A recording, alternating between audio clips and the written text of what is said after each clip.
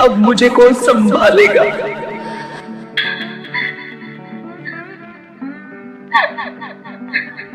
आवर्तताग्रे भूतस्य जातं पतिरेक आशी सदाचारे देंगे पवित्रात्मा गुणवत्।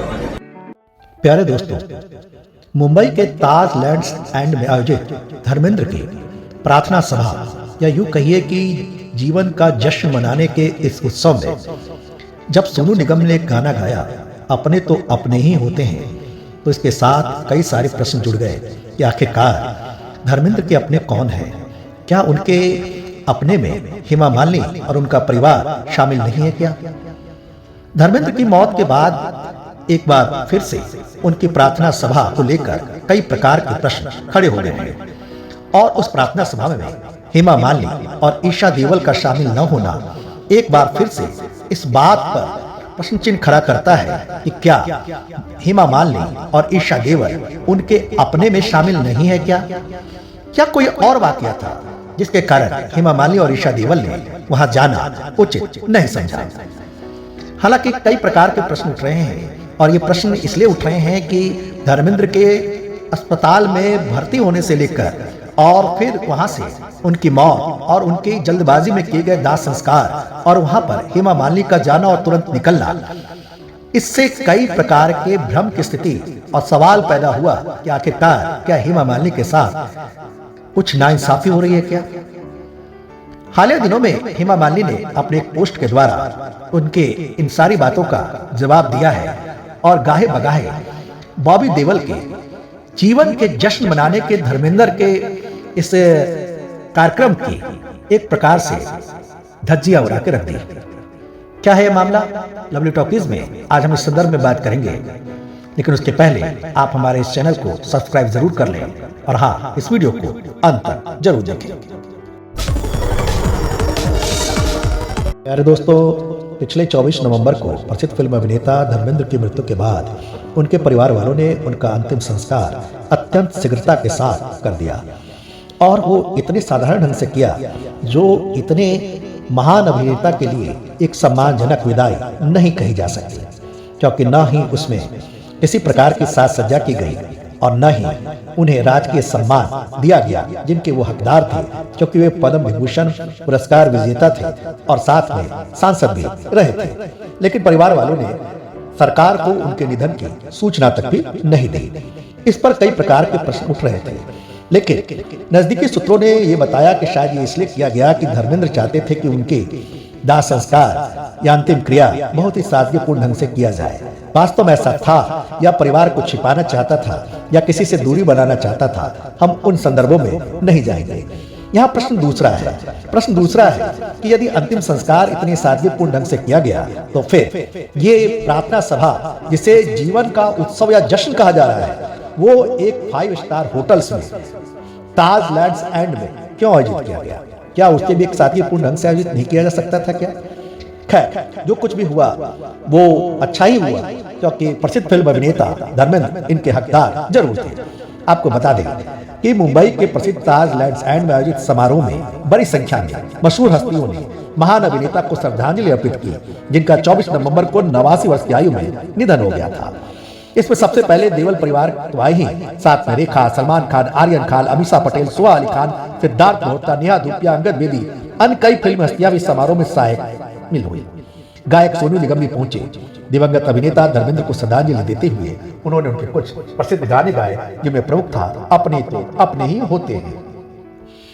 अब इसी से जुड़ा प्रश्न है कि आखिरकार धर्मेंद्र जी की अंतिम क्रिया में हेमा मालिनी जी को स्थान क्यों नहीं दिया गया? यहाँ तक कि हेमा मालिनी जी ने भी मीडिया में उनकी मृत्यु की खबर पाकर और उनकी बेटी ईशा देओल दौड़ते दौड़ते वहां पहुंची और ऐसे समय में पहुंची जहां उनका अंतिम दर्शन भी नसीब नहीं हुआ। कुछ लोग बताते हैं कि वहां से कुछ ऐसा घटित हुआ जिससे वहां से तुरंत निकल गए।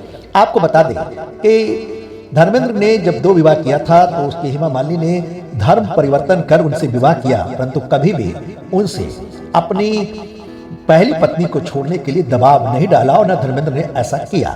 और हेमा मालिनी ने उनकी पहली पत्नी प्रकाश कौर से एक सम्मानजनक दूरी बनाए रखी और हमेशा वो धर्मेंद्र से अलग रहती गई। ब्रिज कैंडी अस्पताल में उन्होंने धर्मेंद्र से आखिरी मुलाकात की थी, उसके बाद उनकी कोई मुलाकात वहां हुई नहीं। और अब धर्मेंद्र की अंतिम संस्कार में इस प्रकार की उपेक्षा देखकर उन्होंने इस प्रार्थना सभा में भी जाना उचित नहीं समझा, या हम हो सकता है उन्हें बुलाया भी नहीं गया। लेकिन आपको बता दें कि हेमा मालिनी जी ने अपने घर में ही उनके लिए एक छोटी सी एक पूजा रखी थी, जिसमें उन्होंने धर्मेंद्र जी की आत्मा की शांति के लिए परमात्मा से प्रार्थना की, और जिसमें कुछ लोग उनके नजदीकी मित्र शामिल हुए। यहाँ तक कि कुछ लोग जो उस प्रार्थना जीवन के जश्न वाले उत्सव में शामिल हो रहे थे, उसके बाद भी वो हेमा मालिनी से मिलने घर पहुंच रहे थे, जिसमें कई प्रसिद्ध अभिनेता और साथ में नेता भी शामिल हैं। आपको बता दें कि जब प्रसिद्ध फिल्म अभिनेता धर्मेंद्र की इस प्रार्थना सभा का आयोजित किया जा रहा था, उसे एक नाम दिया गया सेलिब्रेशन ऑफ लाइफ, अर्थात जीवन का जश्न। प्रश्न ये है कि अगर ये जीवन का जश्न ही था तो उनके मृत्यु को एक जश्न का रूप क्यों नहीं दिया गया?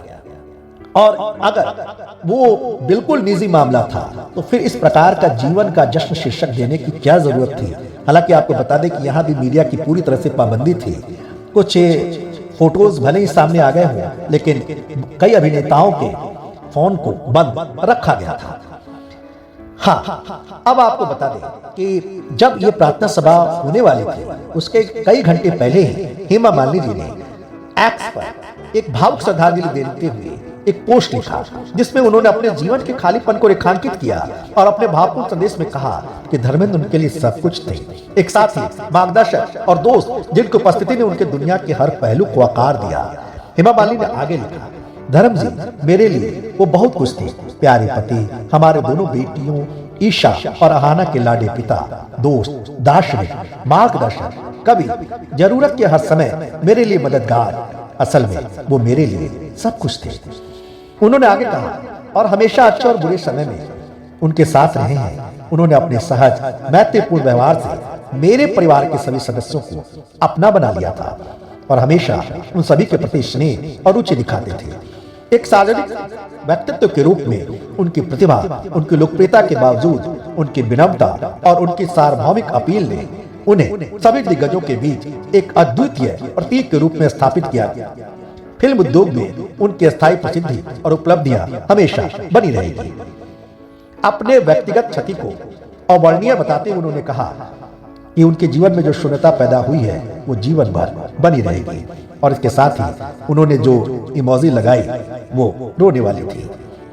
ये इस बात को साबित करता है कि हेमा मालिनी ने अपने जीवन में क्या खोया, और एक ऐसा खालीपन है जिसको उनकी पत्नी ही समझ सकती है, और इस खालीपन को जीवन का जश्न का नाम नहीं दिया जा सकता। यही कारण है कि भले ही देवल परिवार धर्मेंद्र की मृत्यु की प्रार्थना सभा पर जीवन का जश्न मनाए, पर हेमा मालिनी के लिए यह मौत के मातम और खालीपन के सन्नाटे से अधिक कुछ नहीं था। हेमा मालिनी ने अपने भावनाओं की उमार को, उस ज्वार को अपने पति और परिवार की कुछ अनपब्लिश्ड तस्वीरों के साथ पोस्ट किया, जो धर्मेंद्र और हेमा और उनके परिवार के मधुर रिश्तों को बताता है। तो ऐसे में क्या हेमा मालिनी जी को धर्मेंद्र जी के अंतिम दर्शन, अंतिम क्रिया और फिर उनकी प्रार्थना सभा से भी दूर करना, उन्हें नहीं बुलाना, उन्हें वंचित करना, क्या इससे देवल परिवार केवल धर्मेंद्र जी के जीवन का जश्न मनाकर धर्मेंद्र जी की आत्मा को वास्तव में शांति पहुंचा सकता है क्या? जरा इस रोते हुए चेहरे और इस गुमसुम से चेहरे को देखिए। एक पत्नी किस प्रकार से भारी मन से अपने पति को याद कर रही है, जिसे अंतिम दर्शन का भी अधिकार नहीं दिया गया। एक बेटी किस प्रकार से रो रही है, और जिसने अपने जीवन के 45 साल शादीशुदा जीवन में अपने पति से कुछ नहीं मांगा, घर में रहने की जगह तक नहीं मांगी, उन्हें अपने पति के अंतिम दर्शन का अधिकार छीनना और फिर उन्हें प्रार्थना सभा में भी न बुलाना क्या साबित करता है? अच्छा हुआ जो हेमा मालिनी जी उस जीवन के जश्न कार्यक्रम में नहीं गई। हेमा मालिनी जी के साथ उनके पति की यादें हैं, और उन्होंने एक छोटी सी प्रार्थना सभा आयोजित की अपने उस घर के कोने में, जिसमें कभी धर्मेंद्र आया करते थे, जिसमें धर्मेंद्र की यादें सिमटी हुई हैं, उनके एक पिता की, एक पति की। और इन यादों में किसी 5 स्टार होटल की धौंस नहीं है, बल्कि घर का अपनापन है, प्यार है, छोटा ही सही, लेकिन वो बता रहा है कि अपने तो अपने ही होते हैं। पर देवल परिवार से हेमा मालिनी की यह दशा और ये दिशा ये प्रश्न जरूर कर रही है कि क्या वो उनके परिवार में शामिल नहीं है क्या वो उनके लिए अपने नहीं है क्या? इस संदर्भ में आपके क्या विचार हैं? क्या हेमा जी और उनकी बेटियों को धर्मेंद्र जी के परिवार में अपनों की जगह नहीं मिलनी चाहिए क्या? इस संदर्भ में अपने विचार जरूर लिखकर भेजिए। आपके विचारों का हमें इंतजार रहेगा। नमस्कार, धन्यवाद।